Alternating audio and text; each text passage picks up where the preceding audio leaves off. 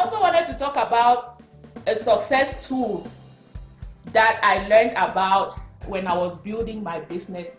It's the power of your story.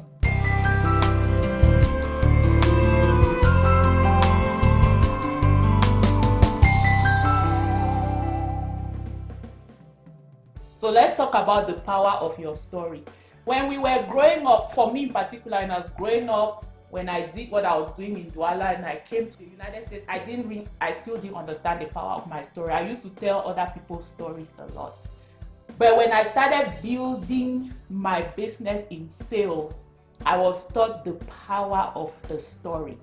So each of us today, let's talk about the power of your story and how you can use your story to grow your dream. How you can use your story to grow your business portfolio, your customer portfolio, your work portfolio, your income streams. Your story is important. When you meet somebody, you sit across from them, whether it's a job interview, work interview, right?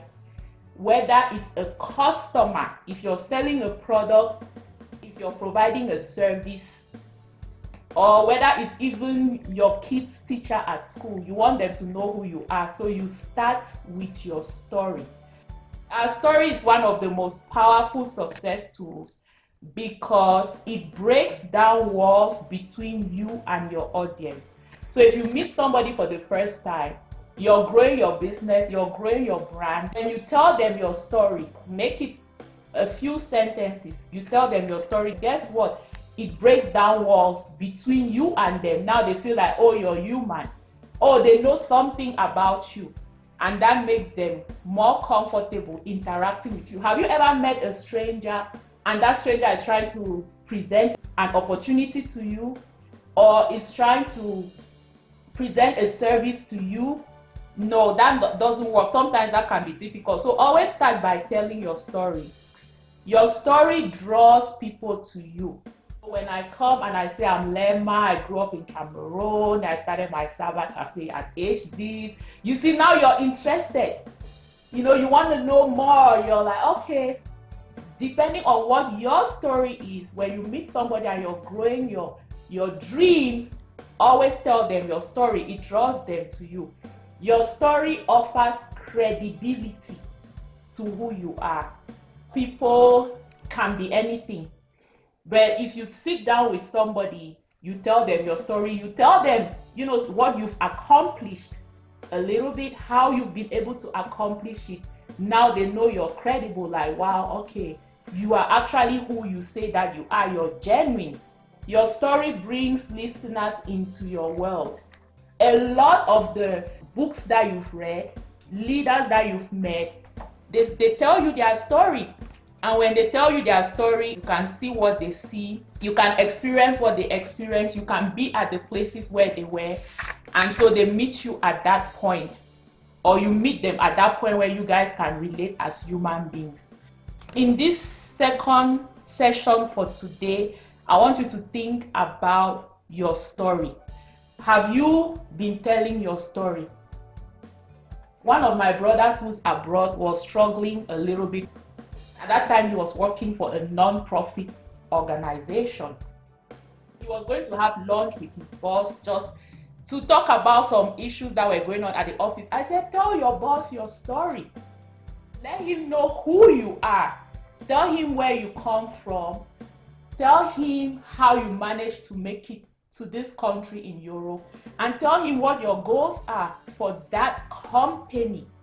Your story breaks down walls. The mistake that we make sometimes is that we tell other people's story. We think that success is only for other people. Other people can create success stories, but not us. So you can quote other people's stories. We've quoted Elon Musk. We've quoted John Maxwell all the time. But you have to recognize that the reason why we feel a connection to these people is because we know their stories. So when you're looking to connect with somebody, tell your story. It just has to be a few sentences. You don't want to lose the person's attention, and then you also want the person to understand why they need to do business with you. Why they should feel comfortable working with you, right? And I write it here. I said, when I got started in network marketing, and we used to go in front of the room to talk to the audience, but they will be like, okay, well, this is Lema, you know, she's this, that. And the audience is looking at me like, who is she? So what would I do? I'll go up to the stage. I've been in the business less than 30 days. My name is Lema. I got started with the company 2 weeks ago. A friend of mine who is very successful with the company introduced me to the business. Like most people, I was skeptical in the beginning. I felt there really was nothing to network marketing. I wasn't very open, but when I got a chance to look at the products that the company offers, it began to make sense to me. I liked the idea of earning income when people pay their telecom bills. And so I decided to go for it. I am happy to say that in my first week, we have earned our first bonus of $50, which is great because now we know that the check machine actually works. I am excited at the possibilities with this company. You see what I'm saying? Now everybody's looking at me like, what? Now it's technical. If you are skeptical in that room, know that I was once skeptical. If you feel like, what's this product? Know that it works. So you see, you cover so many bases just by telling your story. Think about your story and how you're using it. Think about the public figures that you know, where you live in the community right now. You will see that you know their stories. If, let's say, you're us in the United States, you know Joe Biden's story, we know Kamala Harris's story, we know our CEO's stories, our leaders' stories. Have you ever thought about why you know those stories? Because it's a point of connection between them and us. I would like us to take that away from this session, that we should begin to coin our stories and tell them and use our stories to grow ourselves and our teams.